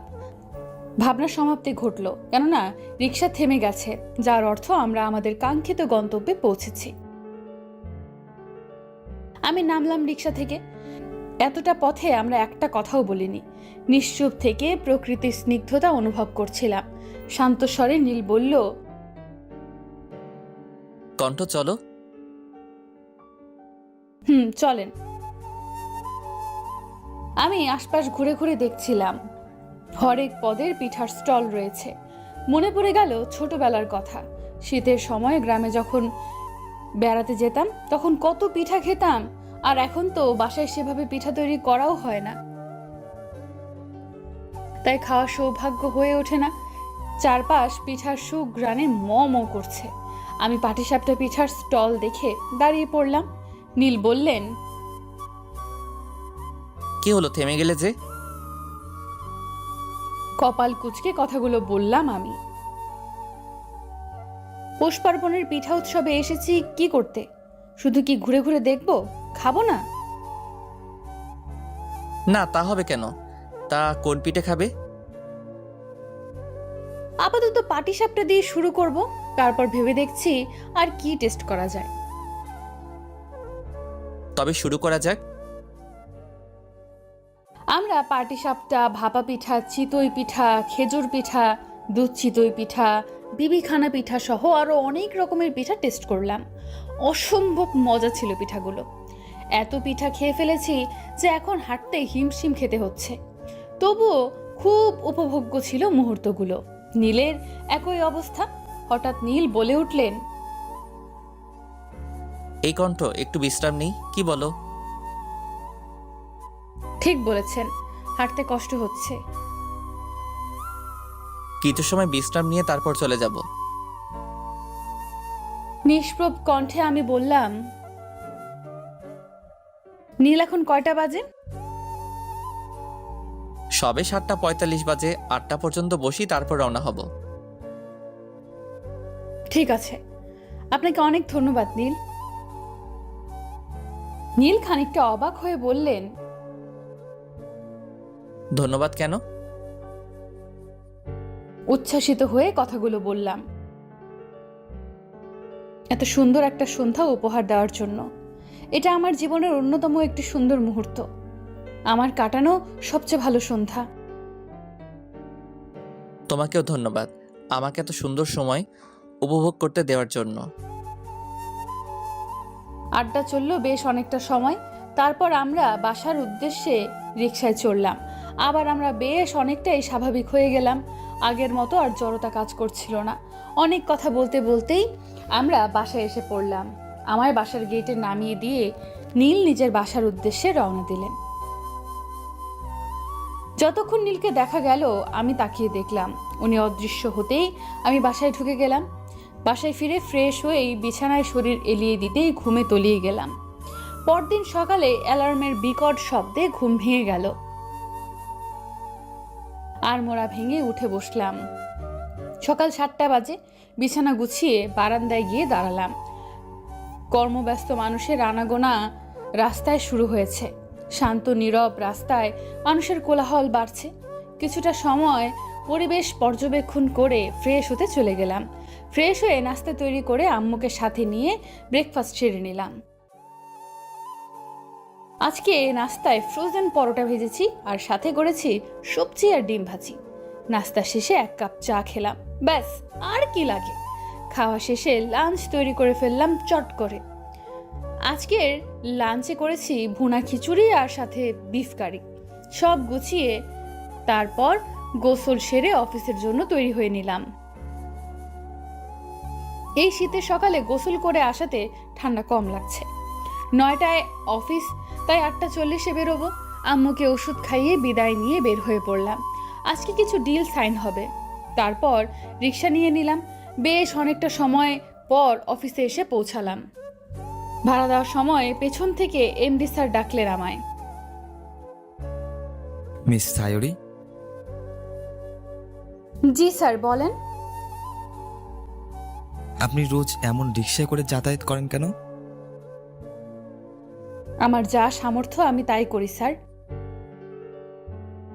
আহা, রেগে যাচ্ছেন কেন? আপনি চাইলে আমি রোজ আপনাকে পিক করতে পারি, কিন্তু আপনার এত কষ্ট করার কোনো প্রয়োজন নেই। আমি রিকশায় চড়ে স্বাচ্ছন্দ্য পাই। আশা করি আপনি বুঝতে পেরেছেন। আমি আসছি স্যার, কিছু ফাইল চেক করতে হবে। একটু পরেই তো মিটিং। গম্ভীর স্বরে কথাগুলো বলে চলে আসলাম। একরাশ হতাশা নিয়ে বললেন তিনি, আচ্ছা আপনি যান। অফিসে পৌঁছেই অনেকগুলো ফাইল ঠিক করছিলাম। বেশ অনেকক্ষণ পর কণ্ঠ আসলো। ও প্রথমে ওর ডেস্কে গেল, তারপর আমার কাছে এসে বলল, নীল, আপনি আমার এই ফাইলগুলো চেক করে দেন তো। আমি দেখেছি, তারপরও একটু দেখে নেন। তুমি দেখলে তাতে কি আর ভুল থাকতে পারে? তবুও তোমার অনুরোধ রাখতে দেখছি। আপনি সব সময় একটু বেশিই বলেন। আচ্ছা তুমি রেখে যাও, আমি দেখে তোমায় দিয়ে আসবো, কেমন? জি অবশ্যই। বেশ অনেকক্ষণ পর এমডি স্যারের রুমে কণ্ঠকে যেতে দেখলাম। তারপর প্রচুর চিৎকারের আওয়াজ শুনতে পেলাম। বুঝতে পারলাম স্যারের সাথে কণ্ঠের নিশ্চয়ই কোনো ঝামেলা হয়েছে। ছুটে গেলাম সেখানে। গিয়ে দেখি স্যার কণ্ঠের গায়ে হাত তুলতে যাচ্ছিলেন। আমি তাড়াতাড়ি করে ওনার হাত ধরে ওনাকে আটকে দিলাম। উনি উত্তেজিত হয়ে হাত ছুটতে লাগলেন। তারপর অফিসের অন্যান্য স্টাফরাও ছুটে আসেন এই কোলাহলের শব্দে। কণ্ঠ চোখ মুখ শক্ত করে দাঁড়িয়ে আছে, রাগেও ফোঁসফোঁস করছে। আমি এখানে সময় মতো না পৌঁছালে মারাত্মক কিছু একটা হয়ে যেত। কিন্তু কি এমন হলো, হঠাৎ এমন রণাঙ্গনে পরিণত হয়েছে কেন? অনেক কৌতূহল মনে চেপে রেখে পরিস্থিতি শান্ত করার চেষ্টা করছি। তারপর সুযোগ বুঝে কণ্ঠকে নিয়ে বেরিয়ে এলাম। আজকের ক্লায়েন্ট মিট আপ আপাতত স্থগিত করা হয়েছে। কিছুই বুঝে উঠতে পারলাম না। মুহূর্তের মাঝে অফিসের পরিবেশ পাল্টে গেল। সবাই অবশ্য স্যারকে হাত তোলার অবস্থায় দেখেনি, শুধুমাত্র উত্তেজিত অবস্থায় দেখেছে। তারা ধারণা করছে যে কোনো ইম্পর্টেন্ট ফাইল হয়তো বা কণ্ঠ ভুল করেছে, তাই স্যার এতটা উত্তেজিত হয়ে পড়েছেন। কিন্তু আমার মন বলছে অন্য কিছু। কণ্ঠকে জিজ্ঞেস করতে হবে।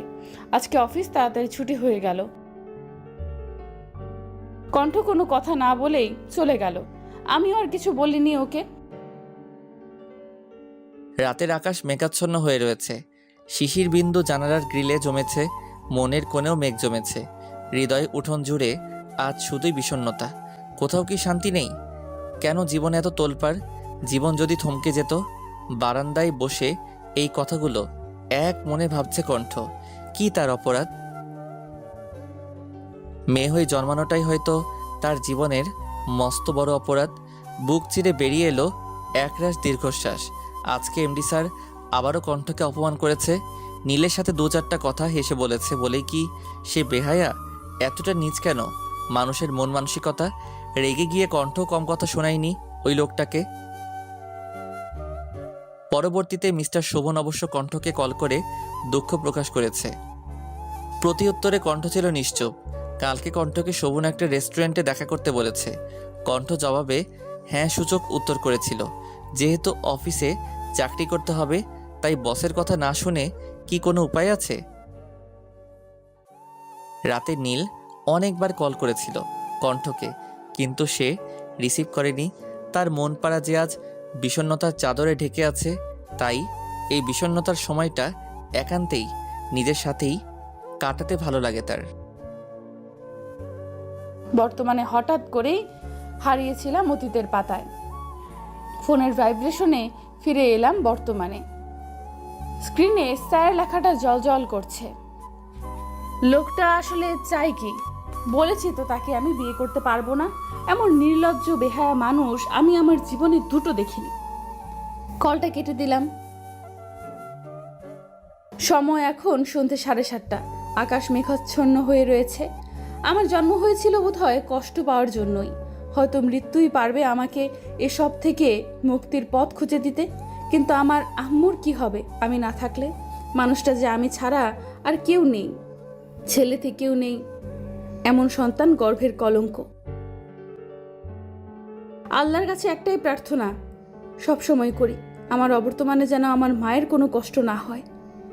অনেক হতাশ আমি আমার জীবন নিয়ে। কত স্বপ্ন ছিল জীবন নিয়ে, অথচ সব স্বপ্নই রয়ে গেল, বাস্তবে রূপ পেল না। না হতে পারলাম কারো ভালোবাসার মানুষ, আর না হতে পারলাম মা, না হতে পারলাম জীবনে প্রতিষ্ঠিত। কি হলো, কেন হলো? সবটাই ধোঁয়াশা, যার নেই কোনো উত্তর। ভাবনা চিন্তারাও আজকাল খাপছাড়া হয়ে গেছে। আজ যদি নীলের মতো একজন জীবন সঙ্গী পাশে পেতাম, হয়তো তার কাঁধে আমার মাথাটা রেখে সব কষ্টগুলো দুজনায় ভাগ করে নিতাম। হতাশা হয়তো আমায় ছুতে পারতো না, কিন্তু সবটাই যে অবাস্তব। চিন্তার জগৎ থেকে বেরিয়ে এলাম। কালকে রিজাইন করছি, এটাই ফাইনাল।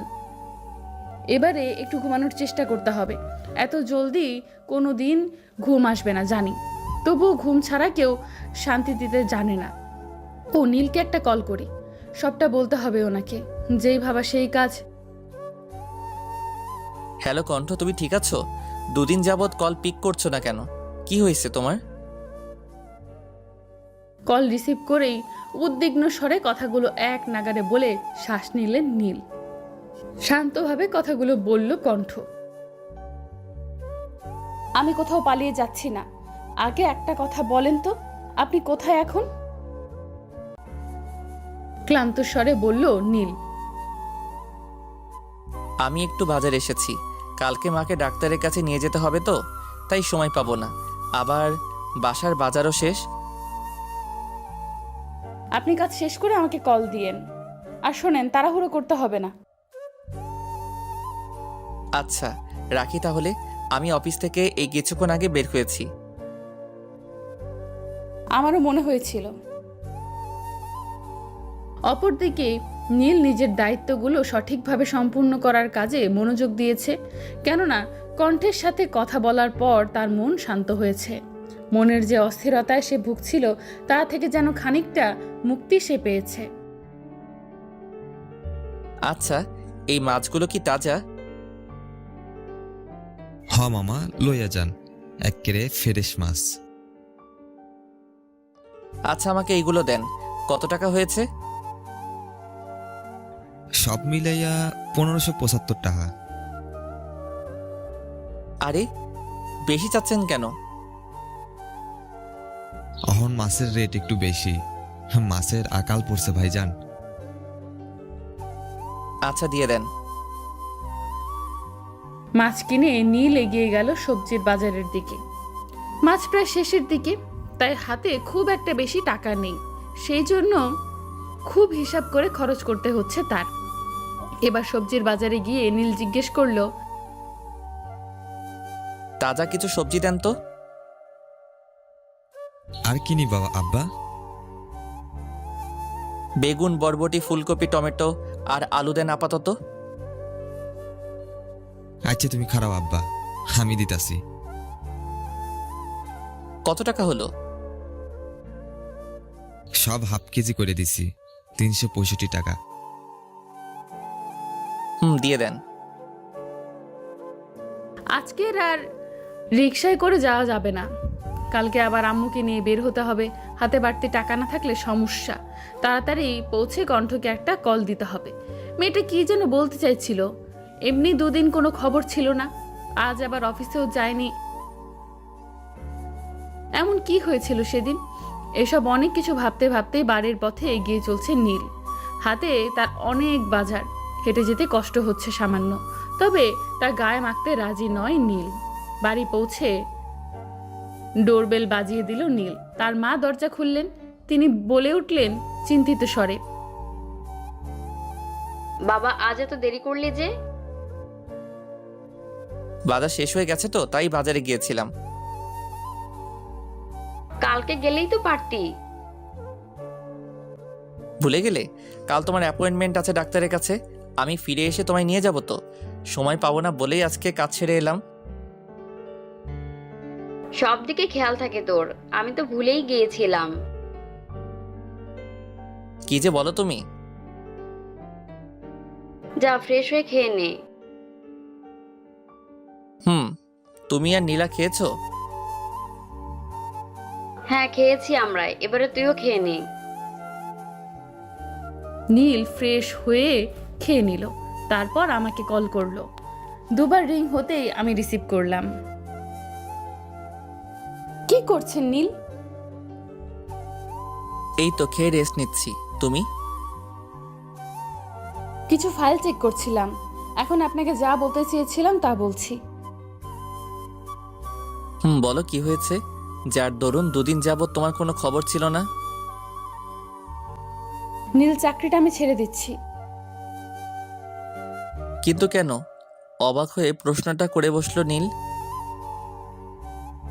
অনেক কথাই আপনাকে বলার আছে, আমি বলছি, আপনি শুনুন সবটা। হ্যাঁ বলো তাড়াতাড়ি। কণ্ঠে নীলের তীব্র অস্থিরতা। অফিসে জয়েনিং এর শুরু থেকেই এমডি স্যারের চাহনি আমার কাছে অস্বস্তিকর ছিল। তখন তো শুধু তার চাহনিতেই সীমাবদ্ধ ছিল, কিন্তু আজকাল উনি বড্ড বেশি করছেন। আমাকে প্রায় উনি কিছু অপ্রীতিকর প্রস্তাব দিতেন, তবুও সবটা মেনে চোখ বুজে সহ্য করেছি, কিন্তু আর সম্ভব হচ্ছে না। বিশ্বাস করেন, আমি আর এসব নিতে পারছি না। তারপর উৎকণ্ঠায় নীল তার শব্দভাণ্ডার থেকে যেন সব শব্দ হারিয়ে ফেলেছে। সে তার কোনো কথা মুখ থেকে বের করতে পারল না। গত পরশু দিনের কথা মনে আছে আপনার নীল? হুম। আমি আপনার সাথে সামান্য হেসে কথা বলেছিলেন, তাও ফাইল চেকের বিষয়ে কথা হয়েছিল আমার। তারপর আমি গিয়েছিলাম এমডি স্যারের কেবিনে। লোকটি আমাকে যাচ্ছে তাই বলে অপমান করলো। আমার অপরাধ, আমি অফিস টাইমে নাকি প্রেম করছি আপনার সাথে। আমি নাকি চরম বেহায়া, যার জন্য আমার ডিভোর্স হয়েছে। আমি তার প্রতিবাদ করেছি বলে গায়ে হাত তুলতে গিয়েছিল পর্যন্ত। ভাগ্যিস আপনি সময় মতো এসে গিয়েছিলেন।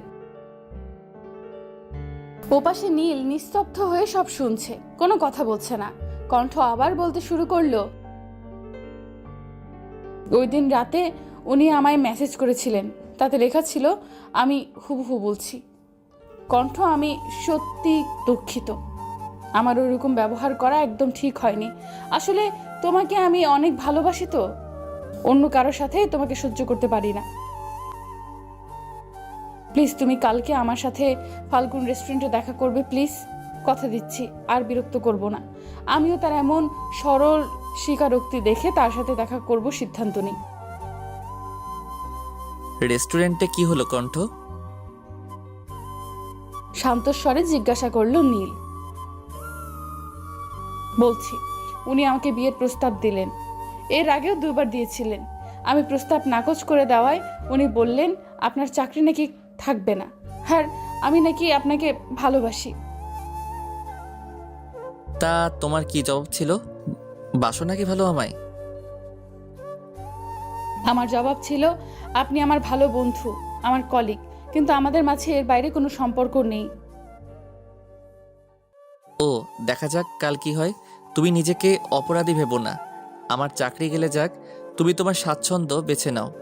আহা। কণ্ঠ প্রচণ্ড আফসোস করে কথাগুলো বলল। আপনার অনেক বড় ক্ষতি হয়ে যাবে আমার জন্য, কিন্তু এই চাকরিটা ছেড়ে দেওয়া ছাড়া যে আর কোনো উপায় দেখছি না আমি। আমায় ক্ষমা করবেন নীল। দেখা যাক না কি হয়। আচ্ছা রাখছি, তুমি ঘুমিয়ে পড়ো, আর প্লিজ টেনশন করো না। হুম। কলটা কেটে দিল কণ্ঠ। 24 মিনিটের দীর্ঘ কথোপকথনের পরিসমাপ্তি ঘটল অবশেষে, কিন্তু 2 প্রান্তে অবস্থিত নীল কণ্ঠের উদ্বেগ উৎকণ্ঠা বেড়েই চলছে। কি ঘটতে পারে আগামীকাল? হয়তো বিষয়টি মেনে নেওয়া দুপক্ষের জন্যই কষ্টসাধ্য হবে। নির্ঘুম থেকে দুজনের রাত কাটল নানান মুখরোচক চিন্তাভাবনায়। রাতের শেষ প্রান্তে অবশ্য ক্লান্তির ভারে উভয় নেত্রযুগল বন্ধ হয়ে আসে। তারা হারিয়ে যায় ঘুমের ঘোরে। পরদিন সকালে নীল অফিসের উদ্দেশ্যে তৈরি হচ্ছে, তবে তার মনে অজানা আশঙ্কা। আশঙ্কাটা আসলে চাকরি হারানোর নাকি কণ্ঠকে হারানোর, তা ঠিক ঠাউর করতে পারছে না নীল। তবে অজানা ঝড়ের আশঙ্কায় নীলের মনের ভেতরটা প্রচণ্ড আনচান করছে। মনে হচ্ছে আজ কোনো ভয়াবহ ঝড়ের পূর্ব মুহূর্তের থমথমে নীরবতায় ছেয়ে গেছে হৃদয় উঠুন। এমন সময় নীলের কানে নীলার ডাক ভেসে এলো। সে বেরিয়ে এলো নিজের চিন্তার জগৎ থেকে, মনোযোগ দিয়ে নীলার কথায়। ভাইয়া আজকে কখন আসবি? আজকে বিকেল 4টায় বেরোবো। আসতে আসতে 20 মিনিট লাগবে হয়তো। ও, তাহলে আমি আম্মুকে রেডি করে রাখবো, তুই এসে খালি নিয়ে যাস। নীলা তুই খুব ভালো, তাকে তুই জানিস? ভাইয়া তোর হয়েছেটা কি? আমি তোকে খুব ভালোবাসি, কিন্তু কখনো প্রকাশ করতে পারি না। তোর সব চাওয়া পূরণ করতে পারি না। তোর এই অপদার্থ ভাইকে ক্ষমা করিস, আর আম্মুকে সবসময় দেখে রাখিস। আই, তুই এসব বলছিস কেন? আমার ভালো লাগে না। আর বলবি না কখনো। তুই আর মা আমার পৃথিবী। তোদের দেখে রাখবো না তো কাকে দেখে রাখবো?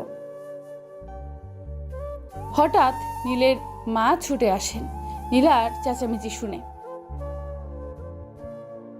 ছেলেটা বের হচ্ছে, তা তুই সকালবেলা এমন চিৎকার জুড়ে দিলি কেন? আরে আম্মু ওকে বুঝি বলেছি বলে। মিষ্টি হেসে বোনকে বাঁচিয়ে দিল নীল। তুইও পারিস বটে। এখন যা অফিসে, দেরি হয়ে যাবে নয়তো। আচ্ছা আম্মু, তুমি তৈরি থেকো, আমি নিয়ে যাব কিন্তু। আর আম্মু, কখনো তোমার মনে কষ্ট দিয়ে থাকলে মাফ করে দিও। মনে পুষে রেখো না তোমার অভিমান। না রে বাবা, তুই আমার মনে কখনো আঘাত দিস নাই, তবে তোর বিয়ের কথা বললেই কেমন যেন করিস। আচ্ছা আর করব না, এবার আসি তবে, নয়তো খুব দেরি হয়ে যাবে। আয় বাবা। দরজা খুলে বের হতে গিয়ে নীল একটা হোঁচট খেলো। তারপর খানিকটা সময় থেমে রইল, কিন্তু নীলের মা এই ঘটনা দেখে অস্থির হয়ে বললেন, বাবা তুই একটু পরে বের হ, যাওয়ার পথে কেমন বাধা পড়লো। আহা আম্মু, তুমিও না, একটু অন্যমনস্ক হয়ে পা বাড়াতে গিয়ে সামান্য হোঁচট খেয়েছি, তাতেই অস্থির হয়ে পড়লে? না বাবা, আমার মনটা কেমন যেন করছে, কিছু ভালো লাগছে না। বাবা তুই সাবধানে যাস। আচ্ছা মা, নীলা মায়ের খেয়াল রাখিস, আর কল করলে সময় মতো রিসিভ করিস। আচ্ছা ভাইয়া। নীল নিজের উদ্দেশ্যে যাত্রা শুরু করলো। তবে দরজা থেকে বেরিয়ে একবার পিছু ফিরে তাকালো। তার মায়ের চিন্তিত মুখখানা আর বোনের অস্থিরতায় পূর্ণ মুখবয়ব এক নজরে দেখে নিল। কেন যেন তার মনে হচ্ছে এই বুঝি পরিবারের সাথে তার শেষ দেখা, আর বোধহয় বাড়ি ফেরা হবে না। কিন্তু হঠাৎ এমন অবান্তর চিন্তার কুল কিনারা উদযাপন করতে অক্ষম হলো নীল। অপরদিকে সকালে বাসার সব কাজ ছেড়ে কণ্ঠ নিজের গুরুত্বপূর্ণ কাগজপত্র গুছিয়ে রওনা দিল গন্তব্যের উদ্দেশ্যে। বের হওয়ার পূর্বে সে তার বাঁকে দীর্ঘক্ষণ শক্ত করে জড়িয়ে ধরেছিল। তার মনে হচ্ছিল মাকে ছেড়ে দিলে বুঝি সে হারিয়ে যাবে। আজ কণ্ঠের চোখে শুধু সেদিনের সেই দুঃস্বপ্ন ভাসছে। হঠাৎ চারিদিক ধোঁয়াময় হয়ে ওঠে, নীল হারিয়ে যায়, আর কণ্ঠের শ্বাস নিতে প্রচুর কষ্ট হয়। কিন্তু কেন আজকে এসব মনে পড়ছে কেন হঠাৎ? কি হতে চলেছে তবে নীল আর কণ্ঠের জীবনে? কেন তারা আজ এতটা শঙ্কিত? আছে কি এর কোনো উত্তর? অফিসে পৌঁছে কণ্ঠ দেখতে পেল এমডি বা নীল কেউই এসে পৌঁছায়নি। সে অপেক্ষা করতে থাকলো। 5 মিনিটের মাথায় মিস্টার শোভন তথা অফিসের এমডি এসে পৌঁছালো। একবার সে কণ্ঠের দিকে দৃষ্টিক্ষেপণ করলো, অতঃপর নিজের কেবিনে চলে গেল। কিছু সময় অতিবাহিত হওয়ার পর শোভন চিৎকার করে তার পিএ জিহানকে ডাকে। জিহান ছুটতে ছুটতে শোভনের কেবিনের উপস্থিত হলে শোভন চিৎকার করে নীলের কথা জানতে চায়। জিহান নতমস্তকে জানায় নীল এখনো অফিসে পৌঁছায়নি। এসব কিছুর নীরব দর্শক ছিল কণ্ঠ। চুপচাপ সে দেখতে থাকলো স্বার্থের জন্য শোভন ঠিক কতটা নিচে নামতে পারে। বেশ খানিকটা সময় শোভন তার চেঁচামেচি চালিয়ে গেল, অথচ অফিস টাইম শুরু হতে এখনো 5 মিনিট বাকি। এসব চিন্তায় মগ্ন ছিল কণ্ঠ। ঠিক তখনই আগমন ঘটে নীলের। নীল আসার খবরটা জিহান তৎক্ষণাৎ মিস্টার শোভনকে জানায়। মিস্টার শোভন কেবিন থেকে বেরিয়ে নীলের পথ রোধ করে দাঁড়ান। অতঃপর নীলের উদ্দেশ্যে বেশ কিছু বাক্য ছুড়ে দেন। কি ব্যাপার মিস্টার সৈকত ইভান নীল? চাকরি করার ইচ্ছা আছে? কোনো কাজই তো ঠিক মতো করেন না। তাচ্ছিল্যপূর্ণভাবেই কথাগুলো বলল শোভন। অবশ্যই চাকরি করার ইচ্ছে আছে স্যার, কিন্তু আমি আপনার কথা ঠিক বুঝতে পারলাম না। না বোঝার মতো কোনো কথা তো বলিনি আমি, স্পষ্ট বাংলা ভাষায় বলেছি। একটু পরে আমার কেবিন আসবেন। Okay sir. প্রবল হতাশায় জর্জরিত কণ্ঠে বলল নীল। এদিকে কণ্ঠ বসে বসে পুরোটা কথোপকথন শুনল। রাগ তার শিরা উপশিরা জুড়ে প্রবাহিত হচ্ছে। শুধুমাত্র তাকে কেন্দ্র করে শোভন নীলের সাথে এহেন আচরণ করছে, এ যেন কণ্ঠ মেনে নিতে পারছে না। তবুও চুপচাপ সবটাই সে প্রত্যক্ষ করে চলেছে। আজ যদি কোনো বিরাট ক্ষমতা সম্পন্ন ব্যক্তি কণ্ঠ হতো, তবে নীলের এতটা কষ্ট পেতে দেখতে লাগতো না। তবে নীলকে এতটা কষ্ট পেতে দেখা লাগতো না। এসব নানা আজগুবি চিন্তায় চিন্তিত হয়ে রয়েছে কণ্ঠ। এমত অবস্থায় নীলকে ডেকে পাঠালেন শোভন। নীল কেবিনে যাওয়ার পূর্বে কণ্ঠের চিন্তিত মুখবয়বের প্রতি দৃষ্টি ক্ষেপণ করল। চোখের ইশারায় কণ্ঠকে শান্ত হতে বলল এবং আশ্বস্ত করে কেবিনে পা বাড়ালো। কণ্ঠের বুকের ভেতর ধক করে উঠল। আবার যে কত অপমান সইতে হবে সেই দুশ্চিন্তায়। নীল আর শোভনের কথা শোনার প্রবল আগ্রহকে দমিয়ে রাখতে না পেরে অভদ্র একটা আচরণ করে বসলো কণ্ঠ। সে নক না করেই কেবিনে ঢুকে পড়ল। তৎক্ষণাৎ শোভন বলে উঠল, তোমাকে আমি দেখেছি। আসলে স্যার আমার রেজিগনেশন লেটারটা। কণ্ঠ কথা সম্পন্ন করার পূর্বেই তাকে থামিয়ে শোভন বলল, বাইরে গিয়ে বসো, আমি তোমার সাথে এ নিয়ে পরে কথা বলবো। স্যার আসলে আপনার সাথে কথা বলাটা জরুরি। কথোপকথন চলছিল। হঠাৎ এক পর্যায়ে ইলেকট্রিসিটি চলে গেল। পুরো কেবিন অন্ধকারাচ্ছন্ন হয়ে পড়ল। কেবিনের বাইরে প্রচুর কোলাহল, মানুষের চিৎকার। মুহূর্তেই পরিস্থিতি পাল্টে গেল। শোভনের মনে জমে থাকা ক্রোধ ভয়ে রূপান্তরিত হলো। কণ্ঠের দৃষ্টিপটে সেই ধোঁয়াটে স্বপ্ন ভেসে উঠল। আর নীলের চোখে তার মায়ের মায়াময় মায়াবয়ব আর নীরের হাস্যোজ্জ্বল চেহারা ভেসে উঠল। কণ্ঠ এগিয়ে গিয়ে কেবিনের দরজায় সামান্য একটু খুলতেই পুরো কেবিন ধোঁয়ায় আচ্ছন্ন হয়ে পড়ল। নীল বলল, কণ্ঠ দরজা চাপিয়ে দাও, আগুন লেগেছে বোধহয়। পুরো ফ্লোর ধোঁয়াচ্ছন্ন হয়ে পড়েছে। আমাদের বের হতে হবে তো। ইলেকট্রিসিটি নেই, লিফট বন্ধ হয়ে আছে, পুরো ফ্লোর অন্ধকার। এখান থেকে আমরা কিভাবে বের হব? আচ্ছা, আমি ফায়ার সার্ভিসকে কল করছি। অতঃপর যেই ভাবা সেই কাজ। কিন্তু কয়েক মুহূর্তের ব্যবধানে ধোঁয়ার পরিণতি বাড়ছে আর আগুনের তীব্রতা। অষ্টম তালার কেউ বের হতে পারেনি। আগুনের সূত্রপাত ষষ্ঠ তালায়, তাই সিঁড়ি পুরোপুরি বন্ধ হয়ে রয়েছে। অষ্টম তালায় প্রায় 800 জন আটকা পড়েছে। খবরের শিরোনামে বড় বড় অক্ষরে লাল কালিতে ব্রেকিং নিউজ আকারে প্রচারিত হচ্ছে। সপ্তম ও অষ্টম তলায় আটকা পড়েছে প্রায় অর্ধশতাধিক। মুহূর্তের মাঝে কি থেকে কি ঘটে গেল। নীলা খবরের চ্যানেল পাল্টাতে গিয়ে এহেন একটা সংবাদ দেখে বাকরুদ্ধ হয়ে পড়ল। তাহলে তার ভাইয়া এখন কি অবস্থায় আছে? এসব ভেবেই শরীর হিমশীতল হয়ে আসে নীলার। দ্রুত সে নীলকে কল করে। একবার, দুবার, তিনবার এভাবে বহুবার কল দিতে থাকে সে, কিন্তু রিসিভ হয় না। অপরদিকে ঘটনাস্থলে এখনো ফায়ার ব্রিগেড পৌঁছাতে পারেনি। অষ্টম তলায় আটকে পড়া 28 জনের মাঝে নীল, কণ্ঠ ও শোভনও রয়েছে। তাদের প্রত্যেকের শ্বাসকষ্ট শুরু হয়ে গিয়েছে। কেউ স্বাভাবিক নিঃশ্বাস প্রশ্বাসের কার্যক্রম চালাতে পারছে না। বিষাক্ত ধোঁয়ার প্রকোপে সকলের অবস্থাই আশঙ্কাজনক। নীলের ফোন দীর্ঘ সময় যাবৎ ভাইব্রেট করছে। সে কলটা রিসিভের চেষ্টা করছে, কিন্তু কোনো মতেই পারছে না। অনেকটা সময় চেষ্টার পর কম্পনরত হাতের দ্বারা পকেট হতে ফোন বের করলো নীল। 23টা মিসড কল উঠে রয়েছে তাতে। প্রতিটি কল এসেছে নীলার নাম্বার থেকে। ভাইয়া, তোর অফিসে আগুন লেগেছে না?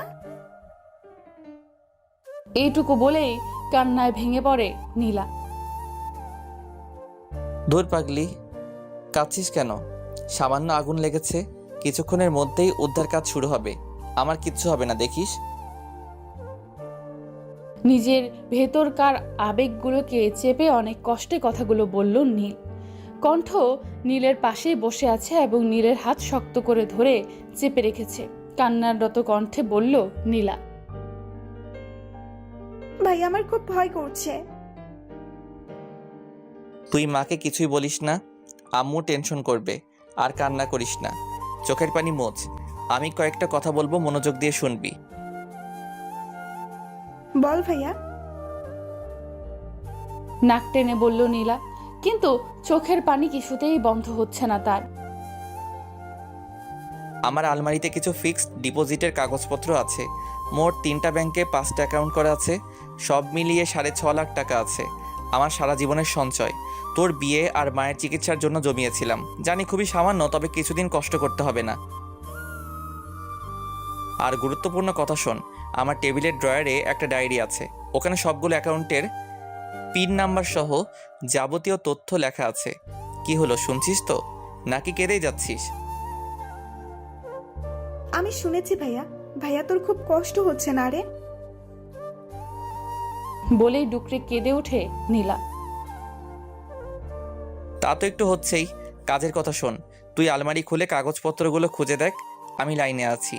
আর ডায়েরিটাও খোঁজ, না পেলে বল।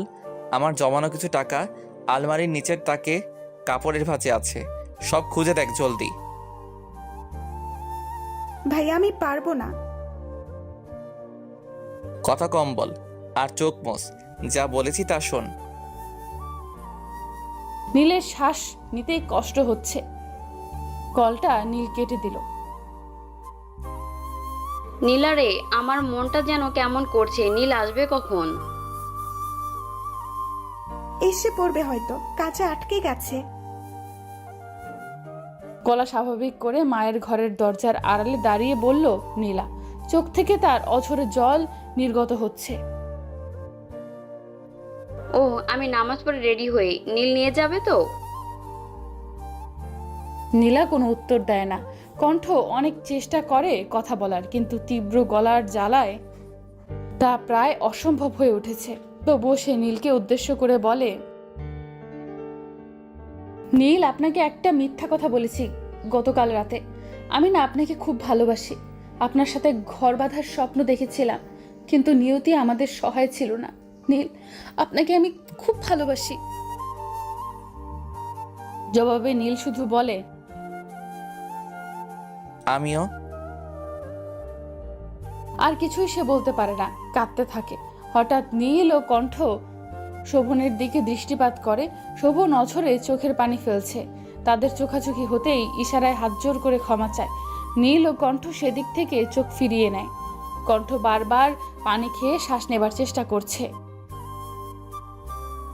আর নীল হাত দিয়ে ধোয়া সরাবার অনর্থক চেষ্টা চালাচ্ছে। স্বপ্নীল মেনশনের বাইরে উৎসুক জনতার তীব্র জটলা পেকেছে। অনেকেই স্বেচ্ছাসেবক, তবে দেখতে আসা লোকের সংখ্যাই বেশি। এদের মধ্যে আটকে পড়ার স্বজনদের আহাজারিতে এলাকার আকাশ বাতাস ভারী হয়ে উঠেছে। মিস্টার শোভনের স্ত্রী ও সন্তানরা বাইরে দাঁড়িয়ে কাঁদছে। তিনি মিস্টার শোভনকে কল করলেন, সাথে সাথেই রিসিভ হলো। আমাকে মাফ করে দিও। সারা জীবন তোমাকে ঠকিয়েছি। আল্লাহ হয়তো তার শাস্তি আমায় দিচ্ছেন। ছেলে মেয়েদের দেখে রেখো, ওদের মানুষের মতো মানুষ করো। আমার মতো মুখোশধারী হতে দিও না। এক নাগারে কথাগুলো বলে কান্নায় ভেঙে পড়েন শোভন। তুমি মহান। আমার মতো নিকৃষ্ট কীটের মুখে তোমার নাম উচ্চারণ করে তোমাকে কলঙ্কিনী করতে চাই না। ভালো থেকো, মাফ করে দিও। কলটা কেটে দিলেন শোভন। গগনবিদায়ী চিৎকারে ভেঙে পড়েন মিস শোভন। মাকে দেখতে পেয়ে সন্তানেরাও কান্নায় ভেঙে পড়ে। চারদিকে হৃদয় বিদারক দৃশ্য। অনেকেই বিল্ডিং থেকে লাফিয়েছেন বাঁচার আশায়, কিন্তু অতটা উঁচু থেকে পড়ে কেউ বাঁচতে পারেনি। আগুন নিয়ন্ত্রণে আনতেই পারছে না ফায়ার সার্ভিস। কি এক বিভীষিকাময় অবস্থা! আগুন জ্বলছে প্রায় 8 ঘন্টা যাবৎ। এখন পরন্ত বিকেল। থেমে থেমে অগ্নিস্ফুলিঙ্গ দেখা যাচ্ছে। 8ম তলায় কেউ বেঁচে থাকার সম্ভাবনা নেই। সকলেই তীব্র ধোঁয়ার শ্বাসকষ্টজনিত সমস্যায় ইহলোক ত্যাগ করেছে। অনেকগুলো লাশের সাথেই উদ্ধার হয় একজোড়া লাশ, যারা একে অপরের হাত শক্ত করে আঁকড়ে ধরে রেখেছে, যেন ছেড়ে দিলেই হারিয়ে যাবে। ঠিক ধরেছেন, নীল কণ্ঠ একত্রে হারিয়ে গেছে পৃথিবীর থেকে, সঙ্গে নিয়ে গেছে তাদের অপূর্ণ ভালোবাসা। সব পরিণতি পূর্ণতা পায় না, অপূর্ণ থেকেই হারিয়ে যায়। ঠিক তেমনি ঘটেছিল নীল ও কণ্ঠের সাথে। 43টা লাশের মাঝে তারাও ছিল। বাঁচার ইচ্ছে থাকলেও নিয়তির দোষে তা হয়ে ওঠেনি। আমাদের দেশে বিভিন্ন সময় অগ্নিকাণ্ডের আদলে গল্পটি লেখা। সব গল্পের শেষ একই রকম হয় না। গল্পটি আপনাদের কেমন লেগেছে অবশ্যই কমেন্ট করে জানাবেন।